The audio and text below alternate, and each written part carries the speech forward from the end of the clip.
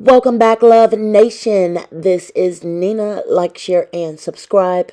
Thank you to everybody that has been coming to my channel. Like this video, share this video, and hit that notification bell so you guys know when I drop my next one. Listen, you guys, this will be chapter 1 of Justin Baldoni's counter $250 million lawsuit, and he definitely put a lot of receipts in here. We will be starting again with chapter 1. This is a 90-page lawsuit, so this will take several chapters to go through. Hold on to your hats. A lot of tea is being dropped in here with receipts. Tell me what you guys think in the comments below. And here we go, you guys. The Baldoni response. All right, you guys, we are going to be doing chapter 1 of the Justin Baldoni counter lawsuit to Blake Lively with the alleged situations that happened on the set of It Ends With Us. This is page 1 of the lawsuit.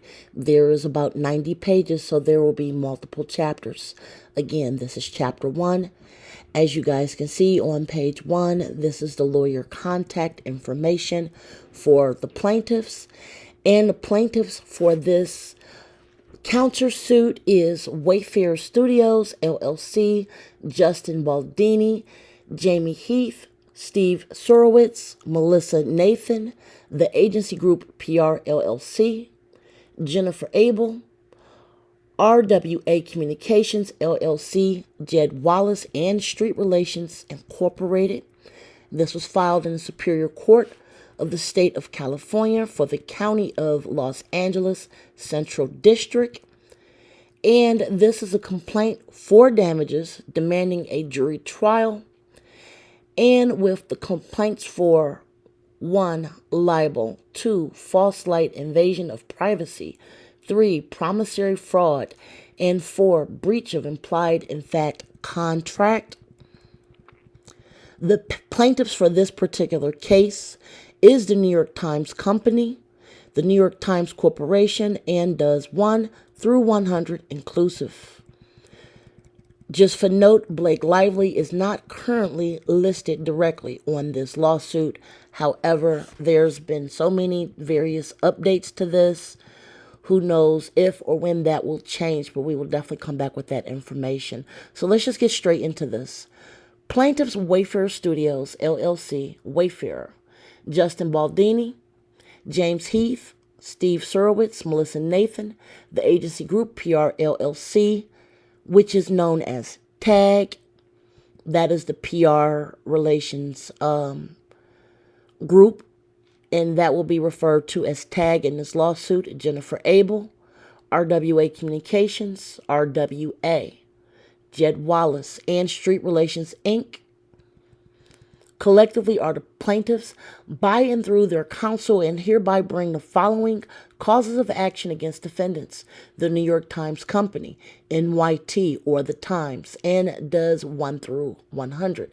Inclusive collectively are defendants, and with knowledge as to themselves and otherwise, on information and belief, claim and allege as follows. Introductory chapter. At 9:46 p.m. Eastern on Friday, December 20th, 2024, New York Times reporter Megan Wohe requested plaintiffs' response to an imminent 4,000-word bombshell story concerning their alleged orchestration of a smear campaign targeting Blake Lively, purportedly in response to Blake Lively's disclosure of concerns about the working environment on the set of It Ends With Us, which was the film. The film's production company, Wayfarer, its principals, Baldoni, Heath, and public relations representatives, Nathan and Abel, were asked to provide on-the-record comment and to notify the Times of any inaccuracies by noon Eastern the next day on December 21st of 2024, a mere 14 hours overnight. Plaintiffs' representatives promptly denied Blake's accusations as reported by the Times and criticized both Lively and the Times' reliance on cherry-picked and altered communications stripped of necessary context, and deliberately spliced to mislead. Despite its claims to have reviewed these along with other documents, the Times relied almost entirely on Blake Lively's unverified and self-serving narrative, lifting it nearly verbatim while disregarding an abundance of evidence that contradicted her claims and exposed her true motives. But the Times did not care. Given the breadth of the article and the coordinated drop, it is readily apparent that the Times had been quietly working in concert with Blake Lively's team for weeks or months. The Times participated actively in the legal maneuvering at the heart of Blake Lively's strategy. Notably, Blake Lively chose not to file a lawsuit against Baldoni, Wayfair, or any of the plaintiffs, a choice that spared her from the scrutiny of the discovery process, including answering questions under oath and producing her communications. This decision was no accident. First, her administrative complaint is rife with blatant falsehoods and egregious misrepresentations that would have subjected her to dismissive, if not sanctions. Second, pursuing formal legal action would have derailed her true objective, an orchestrated campaign to rehabilitate her public image. Instead, Blake Lively filed a request for a right to sue letter with the California Civil Rights Department, CRD, a procedural formality that does not require pleadings, remains confidential unless leaked, as it was here, and crucially does not subject the complainant to discovery. While such a letter can precede a lawsuit, it is clear that litigation was never her ultimate goal. Her real intention was to weaponize the appearance of legitimacy conferred by a number of legal documents to launch salacious, headline-grabbing allegations and reshape her public persona at the expense of the plaintiffs. Blake Lively found willing allies at the New York Times, which uncritically embraced her CRD complaint as fact and disregarded the plaintiff's emphatic objections. Without even waiting for the response deadline of noon Eastern on December 21st of 2024, the Times rushed to publish its inflammatory article, "We Can Bury Anyone," inside a Hollywood smear machine at 10:11 a.m., nearly 2 hours early. This brazen disregard for journalistic integrity and fairness resulted in an article rife with inaccuracies, misrepresentations, and omissions. In an era where public trust in the media has reached a historic low and legacy outlets are increasingly criticized as biased and agenda-driven, the Times has chosen to double down on sensationalism and oversimplified narratives. Rather than striving for accuracy and balance, it has prioritized hollow signaling over substantive reporting, further eroding its credibility and exacerbating the very mistrust it claims to combat.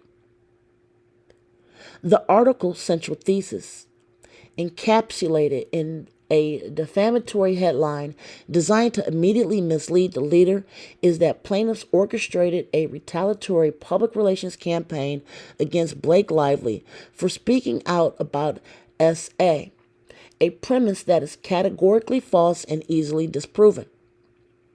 If the Times truly reviewed the thousands of private communications it claimed to have obtained, its reporters would have seen introvertible evidence that it was Blake Lively, not plaintiffs, who engaged in a calculated smear campaign. The complete communications demonstrate beyond question that the plaintiffs had no intention of destroying or burying Blake Lively through aggressive tactics. On the contrary, Justin Baldoni consistently expressed his desire to avoid harming Blake Lively and protect the film, but also recognize a legitimate need for public relations protection in light of Blake Lively's false and damaging claims. Now, here is the start of the messages, and because there is a lot of messaging going on with this particular section, I am going to wait to do a chapter 2 and just start the text messages being chapter 2 because there is a lot to comb through here that we need to discuss. So please stay tuned for chapter 2. Make sure you like, subscribe, hit that thumbs up button, and stay tuned as we go into chapter 2 of Justin Baldoni's counterclaims and countersuits.